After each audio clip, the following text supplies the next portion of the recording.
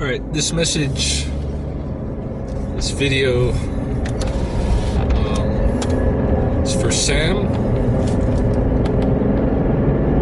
Sam, I've received a lot of emails from you in the last few days. And, I haven't been able to attend to them. I got a pretty busy schedule. I've always got a lot of stuff going on, and there's so many emails that it kind of like floods my email box. And really, I've only got on that email account, I've only got like 100 megabytes available. So a lot of the stuff that you send me, I never really get a chance to look at, because it's an overwhelming amount of mail. I appreciate your interest in the research, in the Maslow-Blackfoot connection and all of that. I'm glad that there's people like you out there who understand that it's a really important something really important that happened there, and it really demonstrates that because he was only at Siksika a matter of 6 weeks or so, and it changed the face of American psychology and education and business.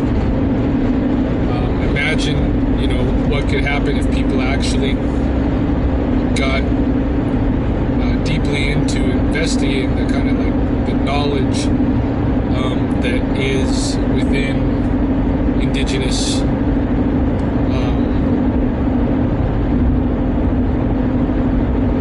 paradigms. Maslow, unfortunately, he missed some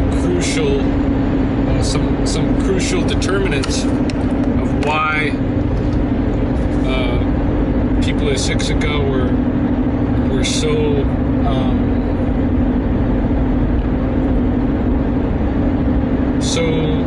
confident and ego secure, and yet didn't have to put other people down to get there. Why they had reached what he would consider that kind of like that self-actualization, that pinnacle of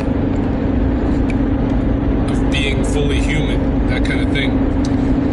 So he missed some crucial points, and as a result of being able to see that very clearly, I haven't got deeply into all the nuances of his work. Like, I get a lot of questions from you that reference some really technical quotes from Maslow, and really I'm not interested myself in investing that much time in studying him. My whole purpose in doing the research was to demonstrate how his grand popular ideas, not the little technical details, but the big schemas, how that was influenced by his time at Siksika. So a lot of the things that you send me, that when you're referencing these little technical details and stuff, I don't really have much to say about it. And regardless, it's just a lot. It's an overwhelming amount of emails. So what I like to do is I like to ask you to kind of like come up with maybe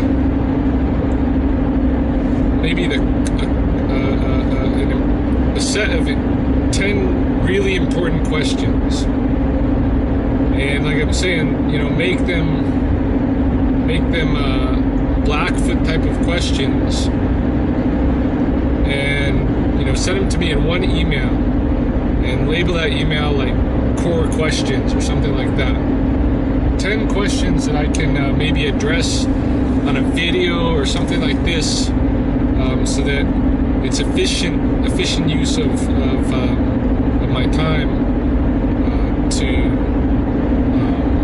engage in the dialogue with you. I don't want to be like, you know, I'm sorry that I haven't been able to keep up with the things that you're asking and the observations that you're making and all of this. But you know, like I said, it's fairly overwhelming for me. I've got a lot on my plate, and I'm trying to work with everything that I can, but I prioritize, and the things that take the high priority, you know, that's what I deal with first. And sometimes things don't get dealt with at all because they're not at the high end of the priorities. But I don't want to be, you know, fluffing you off. I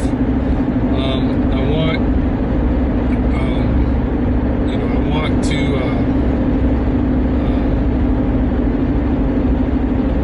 be able to help you out in whatever it is that you're interested in following up on, and be a good source for you.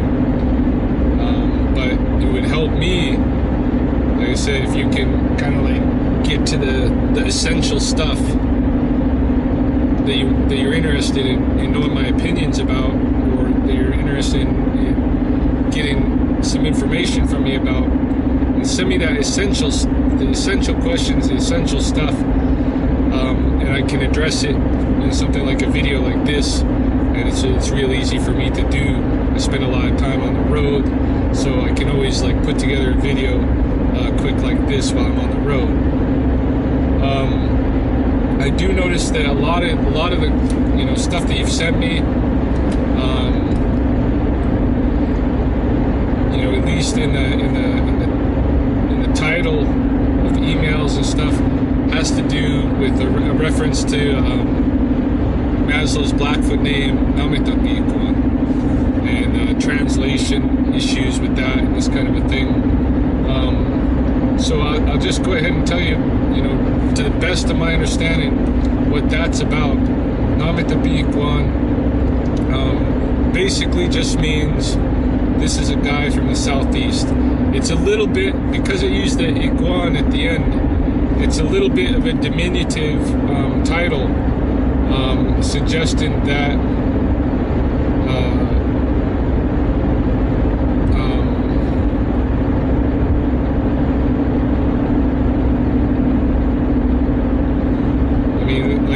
if it was just the guy from the southeast, it'd just be Namitapi. It was Namitapikwan, which is a diminutive, which is normally used for people that aren't mature yet, or descendants of, because they didn't know, you know, where his parents came from, obviously, because his parents came from Germany. My figuring on why they're calling him Namitapikwan is because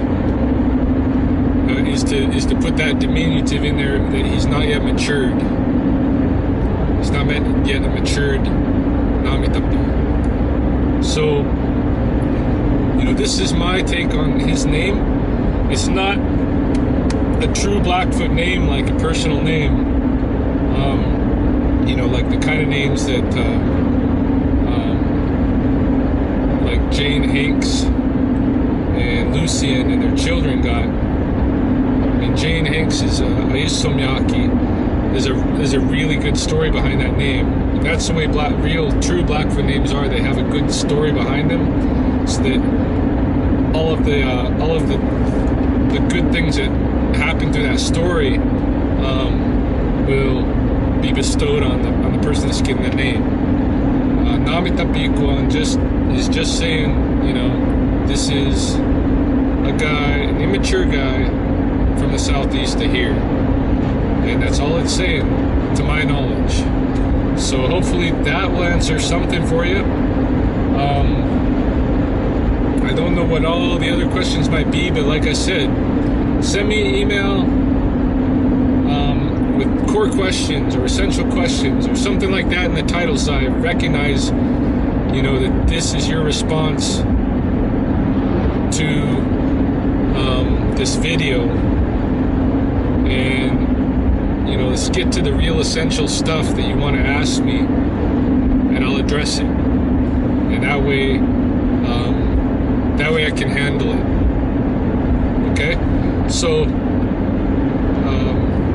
again, thanks for your interest, and I do appreciate all the correspondence and everything, regarding that interest. But like I said, I can only handle so much. So send me something I can work with, Sam, and I'll talk to you later.